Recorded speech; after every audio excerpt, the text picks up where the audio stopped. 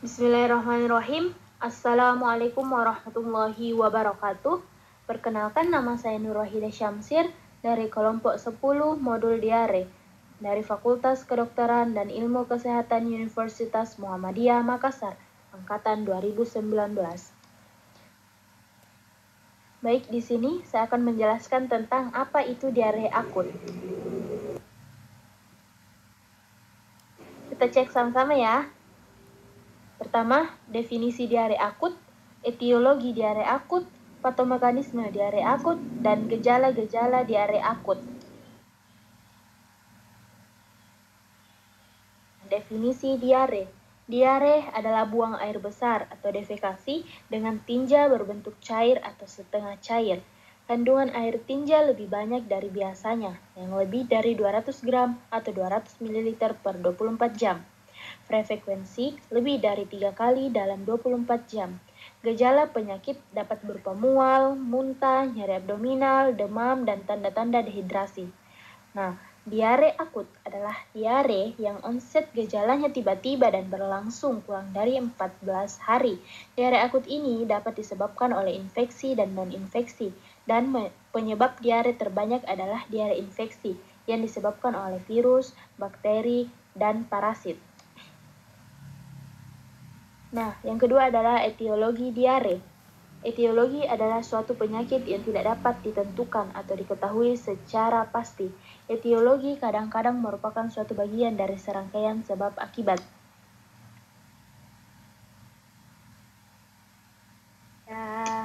Kesempatan ini saya akan menjelaskan tentang etiologi itu sendiri, di mana diare ada yang bersifat infeksi maupun non-infeksi. Nah, yang bersifat infeksi bisa parasit, virus, dan bakteri, di mana parasit itu sendiri dia ada yang dinamakan Entamoeba, yang kedua Guardian Lamblia, Histolytica, dan Cryptosporidium. Sedangkan virus itu sendiri ada yang namanya rotavirus, norovirus, dan anthrax adenovirus. Nah, yang ketiga ada yang namanya bakteri, di mana bakteri ada yang namanya Shigella, Campylobacter, Bacillus cereus, hibrid cholera, Salmonella typhi, Staphylococcus aureus, dan yang terakhir ada yang namanya E. coli. E. coli di sini juga dia memiliki beberapa bagian. Nah, selanjutnya kita beralih ke yang non-infeksi, di mana di sini ada namanya malabsorpsi, di mana malabsorpsi ada yang dikatakan disakarida dan monosakarida. Disakarida itu sendiri meliputi laktosa, maltosa, dan sukrosa. Sedangkan monosakarida meliputi glukosa, fruktosa, dan galaktosa. Nah, yang kedua ada namanya alergi. Alergi ini bisa disebabkan oleh makanan. Nah, selanjutnya ada yang dikatakan keracunan. Keracunan ini bisa dari bahan kimia ataupun bahan makanan itu sendiri. Yang ketiga ada yang namanya psikis. Bisa terjadi karena tegang, takut, dan cemas. Sedangkan ada yang namanya immunodeficiency. Nah, kita beralih ke selanjutnya. Yang ketiga ada namanya patomekanisme diare. Yang pertama itu Entamoeba. Entamoeba atau bagian dari parasit itu sendiri, di mana trofozoid berasal dari krista yang tertelan metakista setelah aktivasi proses pelepasan selubung dalam lambung dan duodenum. Trofozoid memperbanyak diri dengan visi binari. Pada sebagian besar infeksi, mungkin 90% infeksi tetap dalam lumen dan trofozoid yang memperbanyak diri sebagai koloni pemberi makan bakteri. Akhirnya terbungkus kista dan keluar dalam feses. Perubahan patologi selalu diinduksi oleh protozoid. Nah, ini juga bisa menyebabkan namanya diare. Selanjutnya ada yang namanya Guardia Lamblia, di mana ini juga termasuk dalam bagian parasit yang merupakan satu-satunya patokan yang lemah pada manusia. Kista dapat ditemukan dalam jumlah banyak di feses penderita asimptomatik. Namun, pada beberapa orang banyak parasit yang melekat pada dinding usus sehingga dapat menimbulkan iritasi dan inflamasi pada mukosa, jejunum atau duodenum yang akan menyebabkan diare akut atau kronis akibat hipertrofi kripta. atrofi, atau meredahnya vilus, serta kerusakan sel epitel. Nah, ini juga bisa menyebabkan yang namanya diare. Selanjutnya, kita beralih ke rotavirus. Dengan rotavirus ini adalah bagian dari virus itu sendiri. Nah, rotavirus menjadi penyebab umum diare pada bayi dan anak-anak, terutama di negara-negara dengan sanitasi lingkungan yang kurang baik. Rotavirus juga yang keluar melalui feses bisa mengontaminasi air, makanan, minuman, dan benda-benda yang ada di sekitar, seperti mainan dan alat dapur. Nah, ini juga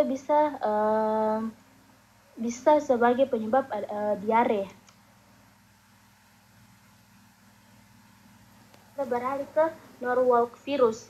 Norwalk virus ini juga bagian dari virus itu sendiri. Nah, di mana norovirus dapat menyebabkan infeksi yang bersifat kronik pada pasien-pasien dengan sistem imunitas yang lemah. Pada pasien-pasien tersebut, norovirus dapat menyebabkan diare berulang dan konsekuensinya asupan nutrisi menjadi terganggu. Nah, anak kecil, orang tua, dan mereka yang memiliki imunitas tubuh yang rendah mudah terinfeksi oleh virus ini, yaitu Norwalk virus. Sayangnya, penyebarannya sulit dikendalikan karena penularan bisa terjadi bahkan sebelum gejala muncul. Nah, virus dapat berpindah dengan cepat ke orang lain melalui makanan ataupun berjabat tangan. Jadi, Norwalk virus ini juga bisa menyebabkan diare melalui virus maupun berjabat tangan. Selanjutnya kita beralih ke Shigella. Shigella adalah bagian dari bakteri. Nah, Shigella adalah penyakit yang ditularkan melalui makanan atau air. Organisme Shigella menyebabkan disentri, basiler, dan menghasilkan respon inflamasi pada kolon melalui enterotoksin dan invasi bakteri. Bisa menyebabkan diare. Nah, selanjutnya kita beralih ke E. coli atau Escherichia coli patogen. Dengan E. coli ini sendiri dia memiliki 5 bagian, diantaranya attach yang mempunyai 2 faktor virulensi yang penting, yaitu faktor kolonisasi yang menyebabkan bakteri ini melekat pada enterosit pada usus halus dan enterotoksin yang menyebabkan sekresi cairan dan elektrolit yang menghasilkan watery diare. Attach ini tidak menyebabkan kerusakan burst border atau menginvasi mukosa. Nah, yang kedua dari E. coli sendiri ada namanya E-patch. Nah, mekanisme terjadinya diare belum jelas didapati. Proses perlekatan E-patch ke epitel usus menyebabkan kerusakan dari membran mikrofili yang akan mengganggu permukaan absorpsi dan aktivasi diare. Aktivasi disakaridase. Yang ketiga adalah yang namanya E. coli enterocreative. Bakteri ini melekat kuat pada mukosa usus halus dan menyebabkan perubahan morfologi yang khas. Bagaimana mekanisme timbulnya diare masih belum jelas, tetapi sitotoksin mungkin memegang peranan. Yang keempat ada namanya enteroinvasive E. coli. Nah, secara serologi dan biokimia mirip dengan Shigella. Seperti Shigella, ini juga melakukan penetrasi dan multiplikasi di dalam sel epitel kolon. Nah, yang terakhir dari E. coli itu sendiri ada namanya enterohemorrhagic. Nah, ini memproduksi ferositotoksin 1 dan 2 yang disebut juga Shigella-like toxin yang menimbulkan edema dan perdarahan difus di kolon. Pada anak sering berlanjut menjadi hemolytic uremic syndrome. Nah, selanjutnya kita balik ke poin terakhir atau poin keempat, yaitu gejala-gejala diare akut. Yang pertama bisa oleh karena buang air besar, yaitu lebih dari 3 kali sehari yang terlihat encer dan sedikit padat. Yang kedua yaitu muntah-muntah, bisa oleh kekurangan cairan sehingga terjadinya alkalosis metabolik. Yang ketiga, adanya dehidrasi, yaitu kekurangan air, mata cekung, lemas, terlihat mengantuk, dan tidak bersemangat. Nah, yang keempat, adanya tanda-tanda vital, di mana tanda-tanda vital ini dia ditandai oleh denyut nadi yang 120 kali per menit. Nah, itu mungkin gejala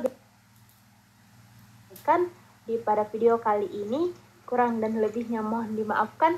Billahi fi sabilil haq, fastabiqul khairat. Wassalamualaikum warahmatullahi wabarakatuh.